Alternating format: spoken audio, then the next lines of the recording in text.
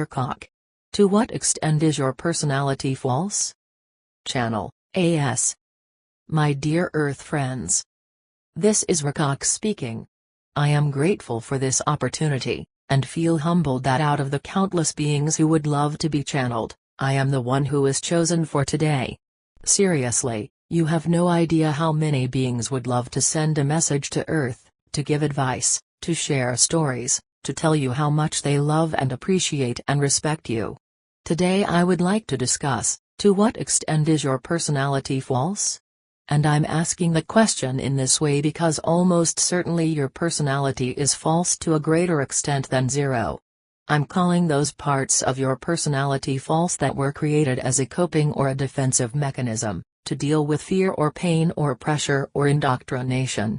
Beliefs or life choices that don't fit you are also part of your false personality. For example, imagine a woman who was raised to be a good, kind Christian who never gets angry or offends anyone. Which parts of this woman's personality are false?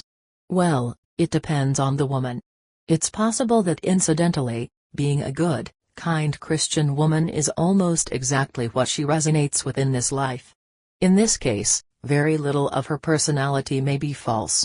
Now sure, everyone gets angry occasionally, so never getting angry and never offending anyone is probably part of a false personality, but still.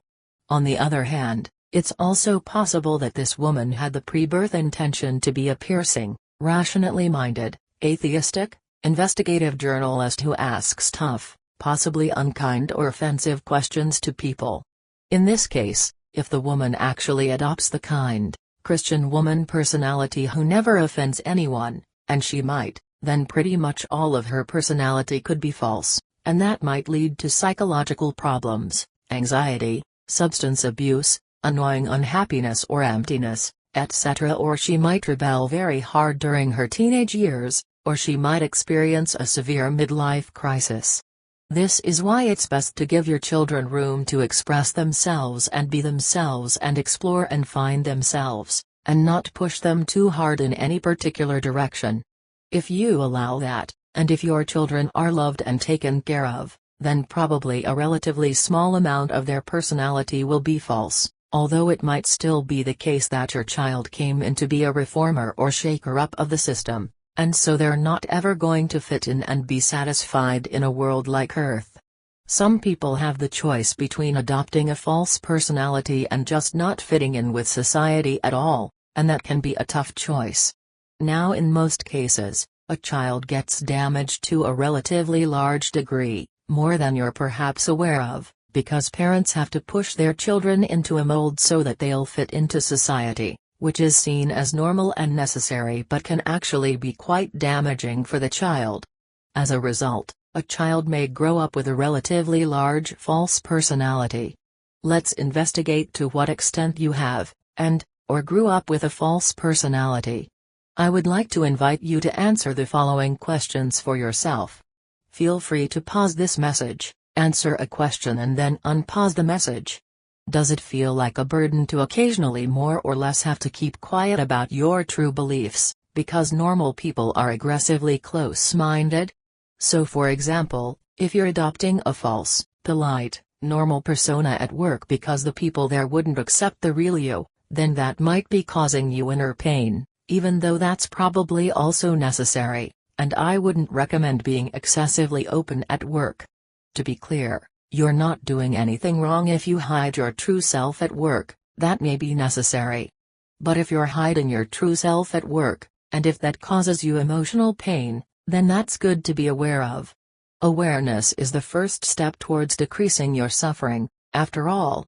Does it feel reasonable to you that you have to make money to survive, and that you therefore might be pushed into doing a job that's more or less pointless?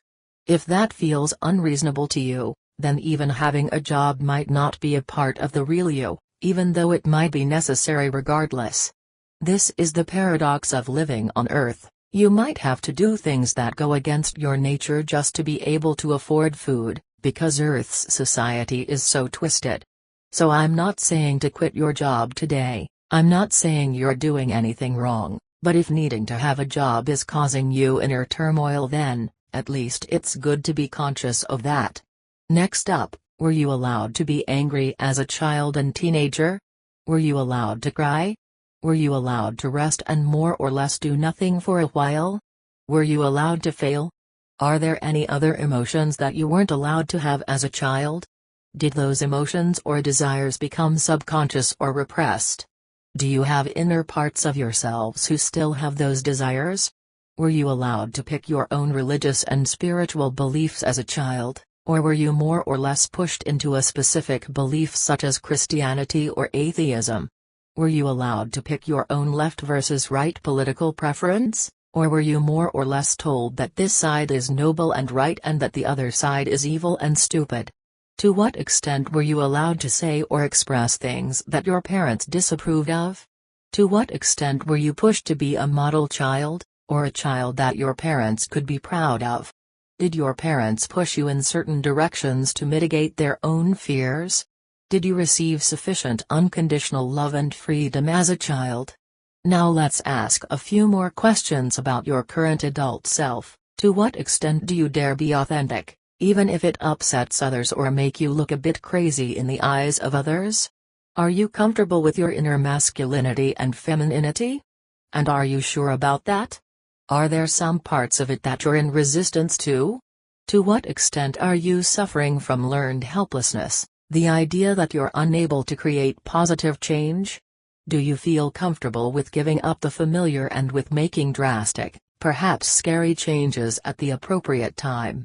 Do you feel comfortable in your ability to create a good life for yourself? Do you feel comfortable in your ability to contribute positively to Earth society? What parts of your life are things you want to do, and what parts of your life are things you feel you have to do? And is it actually true that you have to do those things? If as your current adult self you're nice to someone, do you do that because that's the real you, or do you do that because you want something from the other person, approval, sex, love, or do you do that so that you can prove to yourself or others that you are a good person? When women express a dislike of so-called nice guys, often they're sensing that being nice is a false personality of that man. He's not being nice because that's his nature, instead he's being nice to get something, sex, approval, or to manipulate people in some way. Look at me being a great guy. The niceness is part of the nice guy's false personality. People often prefer those who have a mostly genuine personality, even if they're kind of dicks, over those who pretend to be nice but aren't. Now, due to the previous questions, you might have discovered that your childhood was lacking in some ways that you weren't aware of. I empathize. Life on Earth is indeed really tough and unfair, and I'm sorry. As with previous messages, observing yourself without judging or bulldozing or suppressing immediately trying to change yourself is a valuable step towards healing. And also, give yourself some time. You can't change your entire personality overnight. If you still think that none of your personality is false, well, it's entirely possible that less of your personality might be fake than most people. But if you were entirely unblocked and fully aligned with your soul and source, you could and probably would single-handedly liberate Earth. And you could do things such as teleport, etc. So likely you still have some blocks and some false parts of your personality. If you're unaware which parts of your personality are fake, it might help to just keep asking yourself why whenever you make a notable choice, or whenever you do something that perhaps doesn't make a lot of sense. Then keep asking yourself why as a follow-up question when you answer the first why. Finally, it's completely fine, and indeed quite wise, to just say that you don't know something. And of course, you can still have an opinion even though you're not entirely sure, and act based on that opinion. I hope this was insightful. You have all my love and respect and empathy for living on such a tough world, and I give my greatest well wishes to you. May we meet in the not-too-distant future. And finally, there have been some other channelers on your world citing 2026 or 2027 as the time of first contact, while galactics associated with this channeler have been saying that it's likely but not guaranteed that we'll meet before the end of 2025, and that your lives will improve substantially before the end of 2025. Why the difference?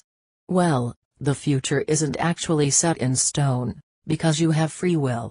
The time of first contact depends on the choices that Earth humans make, therefore no galactics are completely sure when first contact will occur. On your world you often have multiple models making different predictions. Well, so do we. We may be advanced, but it's simply impossible to predict the free will choices that people are going to make. After all, if we could predict what you were going to do, then effectively you wouldn't have free will at all. And you do have free will.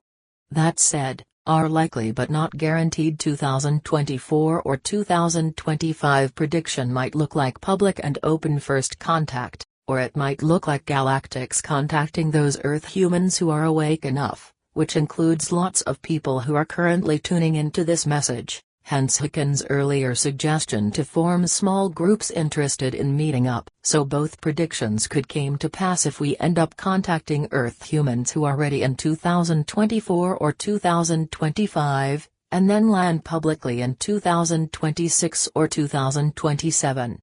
That said, Haken and the others are still looking at landing openly in 2024 or 2025, so that absolutely could still happen. Although admittedly 2025 is looking more likely than 2024 for that. Or the other galactic source might be right and it might be 2026 or 2027. Or we might all be wrong, no one is entirely sure, because it depends on your choices, Earth humans.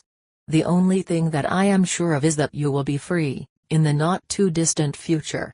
I understand that may not be a very satisfying answer. I can only say, thank you so very much for your service and for your presence on Earth at this time. I imagine it must be very hard and painful at times, but most likely you are doing an amazing job and a great service indeed to mankind, and I salute you.